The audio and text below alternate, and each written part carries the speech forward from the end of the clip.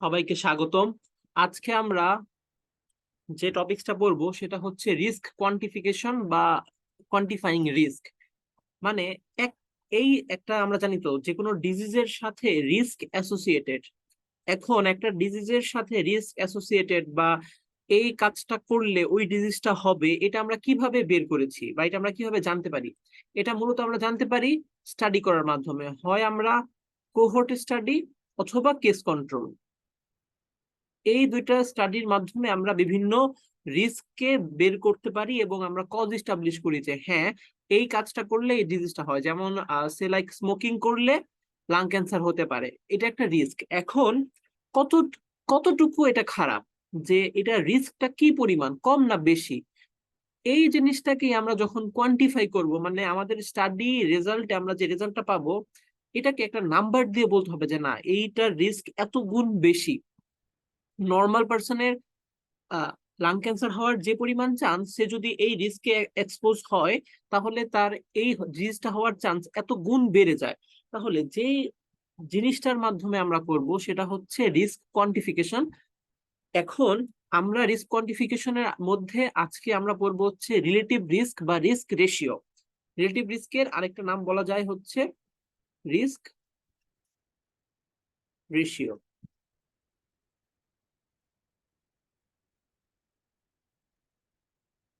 প্রথমে আমরা আসি যে যখনই আমরা কোনো স্টাডি করব, কোহর্ট করি বা কেস কন্ট্রোল করি, সেই স্টাডিকে এরকম 2x2 টেবিলে সাজানো হয়। আমাদের স্টাডি রেজাল্টকে আমরা যে কোনো পেপার দেখলে বা রিসার্চ পেপার দেখলে এই টেবিলটা দেখতে পারবো যেখানে 2x2 টেবিলটা থাকে।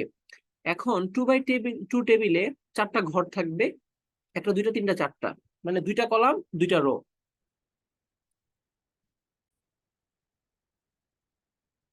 প্রথমে আমাদের শিখতে হবে যে কিভাবে আমরা একটা 2x2 টেবিল এস্টাবলিশ করব। 2x2 টেবিলে আমরা বলেছি যে দুইটা কলাম থাকবে, এই যে দুইটা কলাম, আর এদিকে দুইটা রো থাকবে। এখন 2x2 টেবিলের কিছু জিনিস সবসময় ফিক্স। এই হচ্ছে আমাদের 2x2 টেবিল। 2x2 টেবিলের উপর দিকে মানে কলাম দুটো অবশ্যই ডিজিজ আউটকাম হতে হবে। আইদার পেশেন্টটা কেস অর কন্ট্রোল। এটা যদি ডিজিজ হয় বা কেস হয় তাহলে আমরা লিখবো যে পেশেন্টটার এখানে কতজনের এই ডিজিজটা আছে, এটা লিখবো।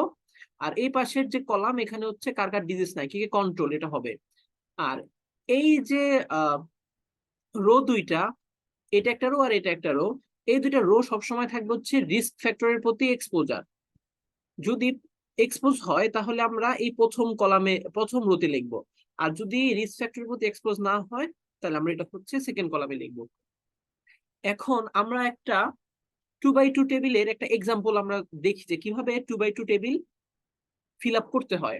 এখানে একটা সিনারিও দেওয়া আছে, যেখানে বলা আছে যে a group of 1000 college student is evaluated over 10 years. 1000 স্টুডেন্টকে 10 বছর ধরে আমরা ইভালুয়েশন করছি। 200 আর স্মোকার অ্যান্ড 800 আর non smoker.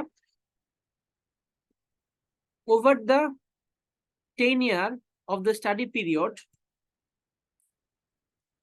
over the 10 year of the study period, 50 smoker get lung cancer compared with 10 non-smoker. আচ্ছা, তাহলে আমরা এখানে 2x2 টেবিলটা ফিল আপ করার চেষ্টা করি যে কি কি কোথায় কি বলেছে। এখানে আমাদের বললো ফার্স্টে, মানে জিনিসটা মুছে দেই। এখন নতুন করে একটা 2x2 টেবিল নতুন করে একটা 2x2 টেবিল আঁকি। এই হচ্ছে আমাদের 2x2 টেবিল। আমরা জানি এখানে হচ্ছে ডিজিজ আর এখানে হচ্ছে risk factor.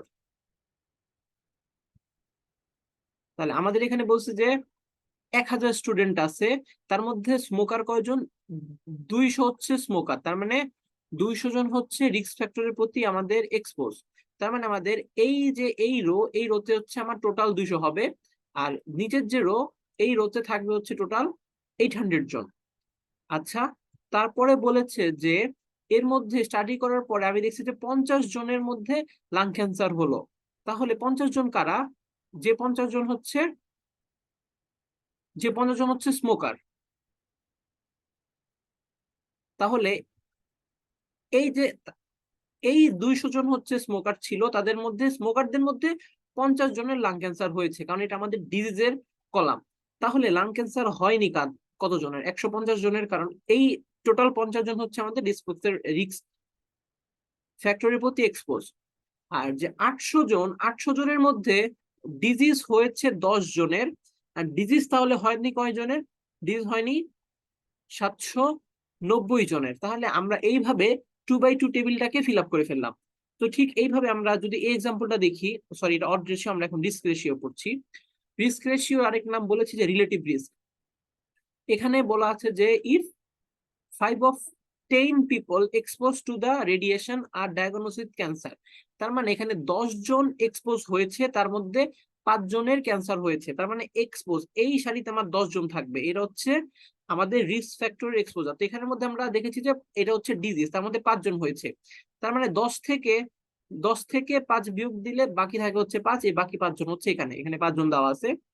And 1 of 10 people that are not exposed to radiation are diagnosed with cancer. তার মানে এখানে ক্যান্সার হয়েছে কয়জনের? একজনের। তার মানে এটা হচ্ছে যারা এক্সপোজ হয়নি। এখানে কতজন আছে? এখানে আছে 10 জন। তার মধ্যে লাং ক্যান্সার হয়েছে কয়জনের? একজনের। আর হয়নি কয়জনের? 10 থেকে যদি 1 বিয়োগ দিই তাহলে আসতেছে 9 জন। এইটা হচ্ছে আমাদের 9 জনের হয়নি। তো এইভাবে আমরা হচ্ছে 2/2 টেবিলটা ফিল আপ করবো। ফিল আপ করার পরে এখন এটা আমরা দেখব যে রিস্কটা কত। তাহলে এখন দেখেন যে এইখানে আমরা রিস্কটা হিসাব করি। এখানে যারা এক্সপোজ হয়েছে 10 জন, তাদের মধ্যে ডেভেলপ করেছে 5 জনের। তার মানে এই লাং ক্যান্সার হওয়ার রিস্কটা হচ্ছে 5/10। আর যাদের এক্সপোজ হয়নি তাদের লাং ক্যান্সার হওয়ার রিস্ক হচ্ছে 1/10। তার মানে দুইটার রিস্ককে যদি আমি রিস্ক রেশিও করি তাহলে এটা আসতেছে যে 5/10 ডিভাইড বাই 1/10, আলটিমেটলি জিনিসটা হচ্ছে 5। এখন রিস্ক রেশিওকে রিলেটিভ রিস্কও বলা হয়, কারণ যেহেতু আমরা রেশিও করে বের করছি। তার মানে এখানে আমরা কি দেখতেছি যে যদি কেউ স্মোকার হয় তাহলে তার লাং ক্যান্সার হওয়ার, বা এখানে আমরা যেটা বলেছে যে রেডিয়েশন এক্সপোজ, সে যদি রেডিয়েশন এক্সপোজ হয় তাহলে তার ক্যান্সার হওয়ার চান্স না হওয়ার থেকে 5 টাইমস গ্রেটার, 5 গুণ বেশি চান্স। বলে না যে স্যার আমি যদি স্মোক করি আমার হচ্ছে লাং ক্যান্সার হওয়ার চান্স কিরকম। আমরা যদি জানি যে লাং ক্যান্সার হওয়ার রিস্ক রেশিও বা রিলেটিভ রিস্ক হচ্ছে 5, তাহলে আমরা বলতে পারবো যে আপনি যদি স্মোক করেন, মানে আপনি যদি স্মোক করেন তাহলে আপনার লাং ক্যান্সার হওয়ার সম্ভাবনা যে স্মোক করে না তার থেকে 5 গুণ বেশি। এবং এটা খুবই একটা প্যালাটেবল স্টেটমেন্ট, এবং মানুষ এই স্টেটমেন্ট শুনে খুব সহজে রিস্ক আন্দাজ করতে পারে। মানে আমরা রিস্কটাকে কোয়ান্টিফাই করে ফেলেছি। এখন এই রিলেটিভ রিস্ক বা রিস্ক রেশিও যদি 1 হয়, দ্যাট মিনস এখানেও 1/10 আসে। তার মানে এটার সাথে কোনো অ্যাসোসিয়েশন নাই ডিজিজটা হওয়ার। তুমি এক্সপোজ হলেও যা হবে, না হলেও তা হবে। দ্যাট মিনস যদি 1 হয় তাহলে হচ্ছে কোনো অ্যাসোসিয়েশন নাই। যদি 1-এর বেশি হয় তার মানে এটা হচ্ছে একটা পজিটিভ অ্যাসোসিয়েশন আছে, ডিজিজটা করতে পারে, যেটা আমরা আমাদের এক্সাম্পলে দেখেছি যে 5 টাইমস গ্রেটার।